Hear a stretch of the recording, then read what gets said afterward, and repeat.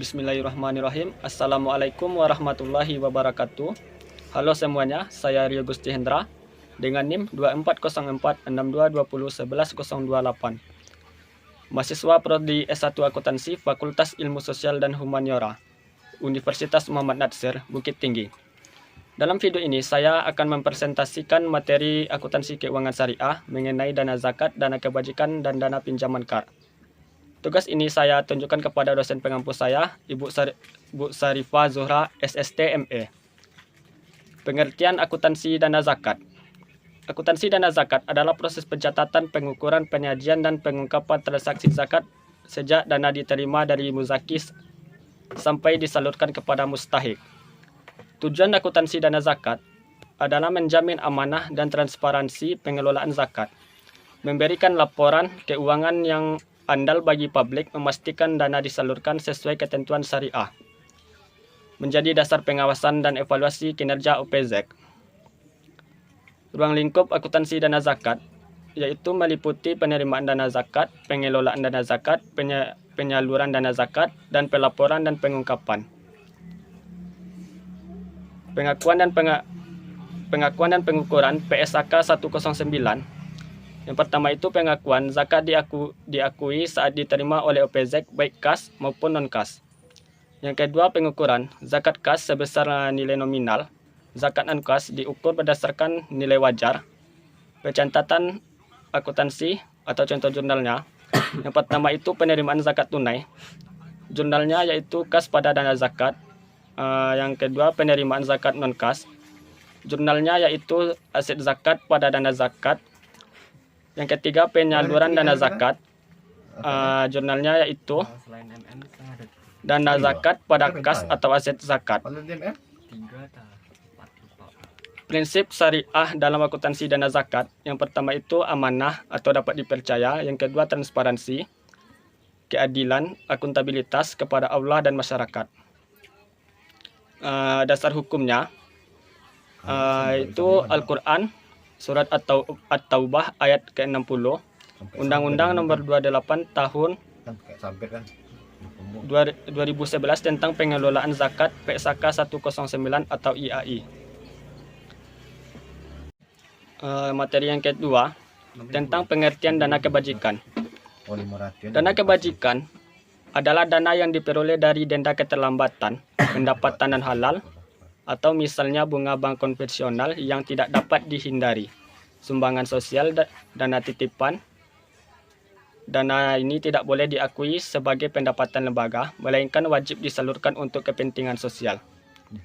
Tujuan akuntansi dana kebajikan yaitu menjaga kepatuhan syariah, memastikan dana tidak dimanfaatkan untuk kepentingan lembaga, menjamin transparansi atau akuntabilitas, menyediakan informasi bagi pengawasan syariah. Dasar standar akuntansi. Di Indonesia, akuntansi dana kebajikan mengacu pada PSAK 101, yaitu penyajian laporan keuangan syariah. PSAK 109 untuk lembaga zakat bila relevan.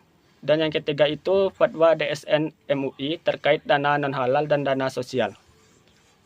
Pengakuan dan pengukuran. Pengakuannya, dana kebajikan diakui saat diterima, dicatat terpisah dari pendapatan dan dana operasional. Pengukurannya, dana kas nilai nominal, dana non-kas yaitu nilai wajar. Contoh jurnalnya, yang pertama itu penerimaan dana kebajikan. Contoh dana keterlambatan nasabah, jurnalnya yaitu kas pada dana kebajikan. Untuk materi yang ketiga, yaitu ketentuan syar'i, rukun transaksi dan pengawasan syar'i transaksi pinjaman KAR. Ketentuan syar'i transaksi KAR atau pinjaman sosial mewajibkan niat tolong-menolong tanpa bunga. Rukunnya meliputi pemberian atau mukrid, penerima muktarid, objek muktar, dan sikhat atau ijab kabul, serta pengawasan syar'i berfokus pada kepatuhan akad transparansi, dan larangan adanya kelebihan pengembalian, mengacu pada Al-Quran dan Sunnah, serta standar akuntansi seperti PSAK 59. Ketentuan syar'i transaksi KAR, dasar hukum berlandaskan Al-Quran, surat Al-Baqarah ayat yang ke-245 dan sunnah sebagai bentuk tolong-menolong dalam kebaikan. Niatnya harus ikhlas untuk membantu, bukan mencari keuntungan duniawi, larangan bunga atau riba. Dilarang keras mensyaratkan tambahan pengambilan di atas pokok pinjaman atau bunga.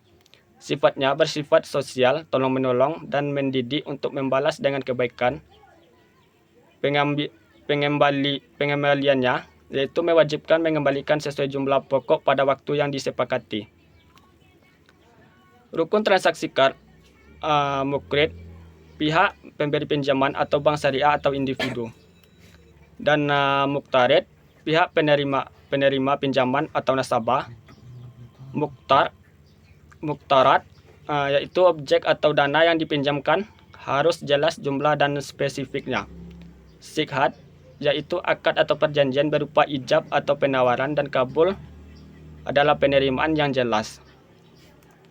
Pengawasan syar'i, kepatuhan akad memastikan akad KAR dijalankan sesuai prinsip syariah tanpa ada unsur bunga. Transparansi, objek pinjaman atau muktarat harus jelas spesifiknya agar pengembaliannya sama. Larangan pembayaran ganda, melarang penundaan pembayaran atau mensyaratkan tambahan pengembalian. Akuntabilitas dilaksanakan sesuai standar akuntansi syariah seperti PSAK 59 atau piutang KAR.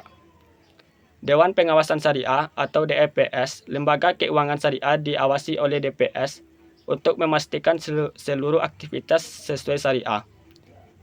Dan yang keempat, syarat pihak-pihak atau akidain. Berakal, sehat, balik, dan cakup hukum dewasa. Mampu mentasarufkan hartanya secara bertanggung jawab atau layak bersosial. Kesimpulannya, dana zakat akuntansi, dana kebajikan, dan transaksi pinjaman KAR merupakan bagian penting dalam sistem keuangan syariah yang berlandaskan prinsip amanah, keadilan, transparansi, dan tolong-menolong. Ketiga materi tersebut menegaskan bahwa pengelolaan dana syariah tidak hanya berorientasi pada aspek administrasi dan keuangan, tetapi juga pada kepatuhan terhadap ketentuan syar'i. Dengan demikian, ketiga materi ini saling berkaitan dalam membangun sistem keuangan syariah yang berintegritas, di mana pengelolaan dana dilakukan secara akuntabel, transparan, dan sesuai syariat Islam sehingga mampu memberikan manfaat nyata bagi masyarakat dan menjaga kepercayaan publik. Cukup sekian yang dapat saya sampaikan. Jika ada salah, mohon dimaafkan. Wabillahi taufiq wal hidayah. Wassalamualaikum warahmatullahi wabarakatuh.